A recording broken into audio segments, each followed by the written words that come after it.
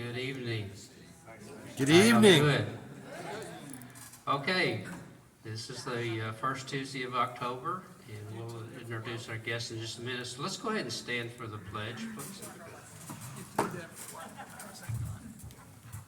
I pledge Allegiance to the flag of the United States of America and to the republic for which it stands, one nation, under God, indivisible, with liberty and justice for all. Okay, Brian, I have a couple of announcements also, but let me just kind of review what we've got coming at the end of the year. Next month, we've got Lake County EMS Services, Captain John Carey, who's also the trainer for the county for all EMS activities in Lake County. So he'll be here on November 8th. Actually, that's the 7th. 7th, so Yeah. that's Yeah, the 8th is a Wednesday. oh, okay, well, thank you. Yeah. That's why I had this guy around, he always corrects me, so. And I get a lot of corrections at home too, by the way, so. That's Mass Junior. Okay, December 2nd is our annual bike walk run fundraiser. That'll be on a Saturday at 8 a.m. And then our annual potluck will be on 5 December. Hopefully I got that right date. It is. That'll be on 6:30. So we're going to be getting more information out in the next few weeks and start promoting that. The other thing we're looking forward to next year, we did try a weather or hurricane expo, and we had a pretty good response. We had maybe about 50 people show up. But some of the same vendors that we're going to try, our agencies include Allstate, State Farm, FEMA, Hunt Law Firm, which wasn't there last year, but they're willing to go. Spectrum News Weather, Zach Covey will be here for that.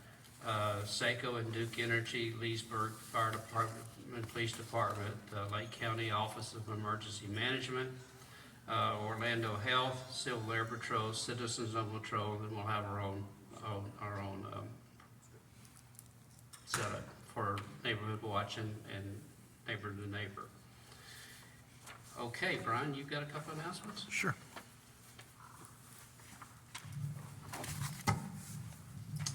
Hey, how's everybody doing? That was damn weak. How's everybody doing? That's a little better. We're getting the spirit. Carol Bewley, are you here? Okay, so I brought that folder, so I will give it to you shortly. Okay. Yeah, and Larry, I did go through and check all the dates that you've ever done now to make sure that they're correct. So, yeah, because I set up those room reservations way in advance, months and months in advance. And that one was on a Wednesday. I went, oh, okay, let me double check this.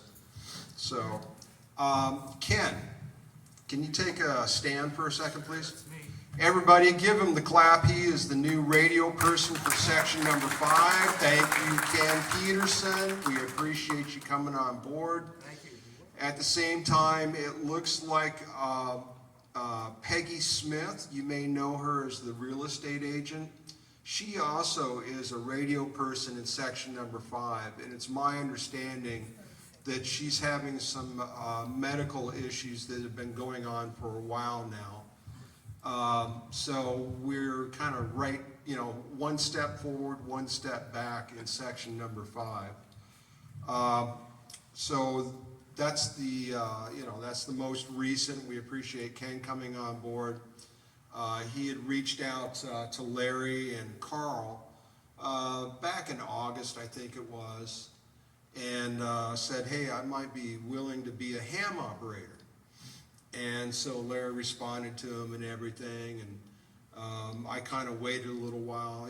I keep those emails and I kind of tag them to kind of see if there's any follow-up on that. And I hadn't seen anything really going on, so I reached back out to Larry and said, hey, have you heard anything from Ken?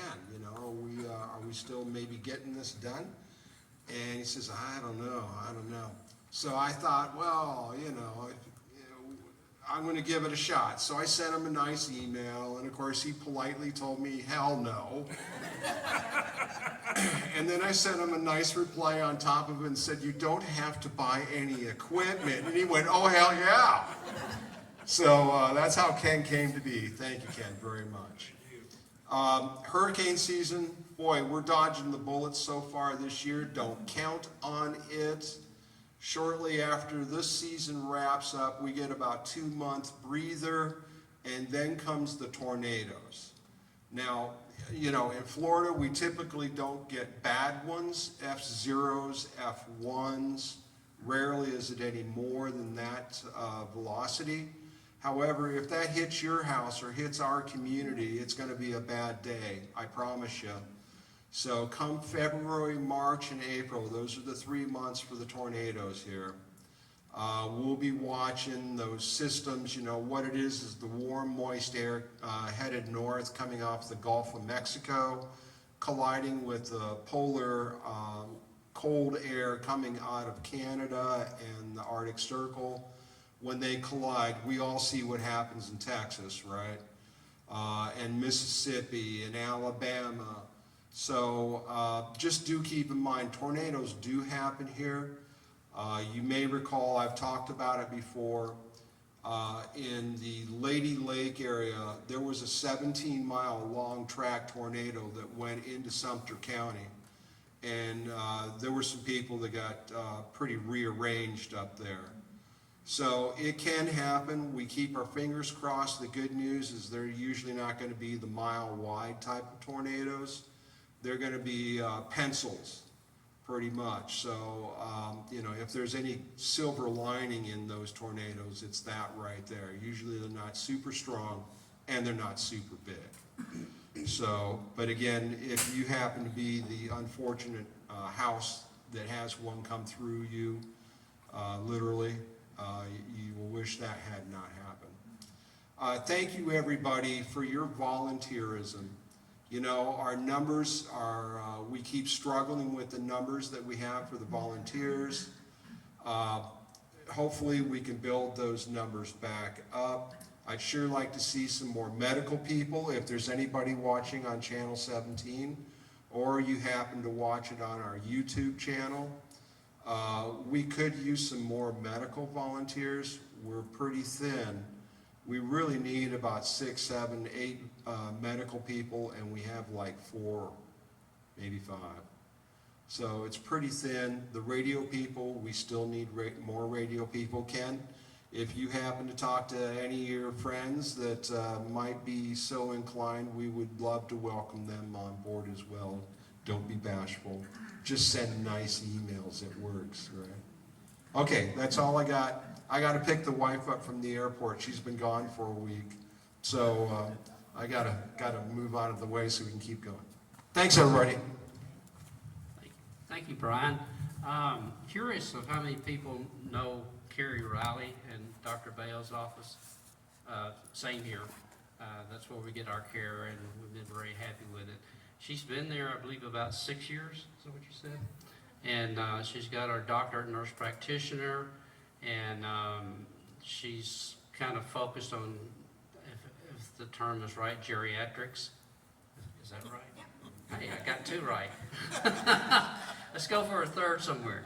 But anyway, she's willing to come in and talk a little bit about respiratory illness, and then afterwards we'll have some question and answers. She's originally from Massachusetts. I forgive her for that.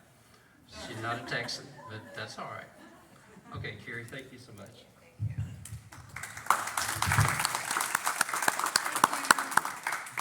Let me know if you can hear me well. Yes. Good? Okay, good.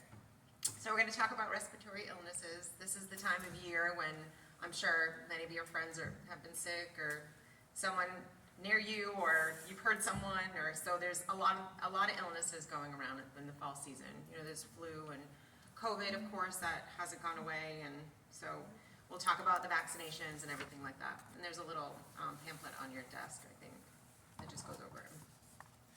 So we talked about these, and respiratory emergencies, and then vaccination to recommendations. I get lots of questions about what vaccines should we get and when should we get them and all that. So, and we can talk about that too at the very end. So COVID, you know, it all started in 19 and it has not stopped yet. The best thing to do, of course, is be safe, don't spread it. Luckily, the new strain is less severe than it was in the beginning. So that is good, but it is still spreading. I see patients pretty much every day on telehealth that have gotten COVID. It's just never ending. Most of them, I'm finding, are all going on cruises, or they're going on vacations, or they're going on airplanes, and it's sad because you don't know who you're sitting next to. So it is kind of bothersome when you hear, you know, that older people are getting sick and they don't recover as easy as the younger ones. So the symptoms, they typically take about 5 days, I've noticed. So, you know, you may go on a trip on the weekend, or you're at a party, and then the next week, come Wednesday, you are not feeling well, and that's when I get the call. So there's a whole bunch of symptoms I have listed. I hear them all the time. The biggest one, honestly, is fatigue. It is that symptom that seems to never go away, and we're talking like months to years even after. So just be careful.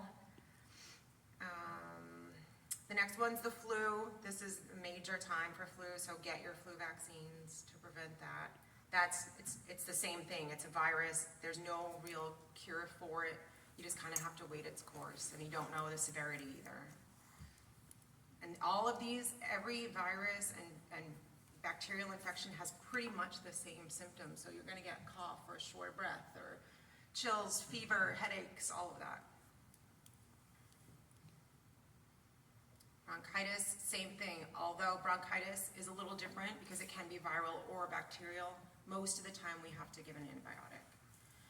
The viruses too that start, if you get the flu or even the COVID, after that it can turn bacterial. So it may have started as a virus, you know, you go a week or 2 weeks and then you're still sick, you're not getting better, now you're getting fevers and it's getting worse, and then it just tumbles down from there. Then you're talking like steroids and cough syrup and antibiotics and not feeling good for a long time. Pneumonia it's the severe form, really. It starts as bronchitis. A lot of people don't do anything about it. They say, I hear it all the time, I thought I was going to get better. I'm just waiting to get better. How long have you had the symptoms? 2 weeks. It's not going to get better. So come in or make an appointment. And then the difference I kind of went over between viruses and bacterial infections. Viruses tend to have a lower fever. It's always like 99, like the COVID symptoms. If anybody's had that or had the flu, it's the same thing. Low-grade fever, not feeling well, body aches a lot of time, bronchitis. Get your vaccinations. I have the vaccinations that are recommended for now are the flu, the COVID, if you can stay up to date on those. I think it's the next slide. And the RSV. I'm sure everybody's heard about the RSV one too. That's around. That's another viral infection. Usually it's with children, but I have had adults that it spreads to adults, and they are really, really sick. So we just want to be here for you and keep you out of the hospital and keep you all healthy. So, and I'll take any questions and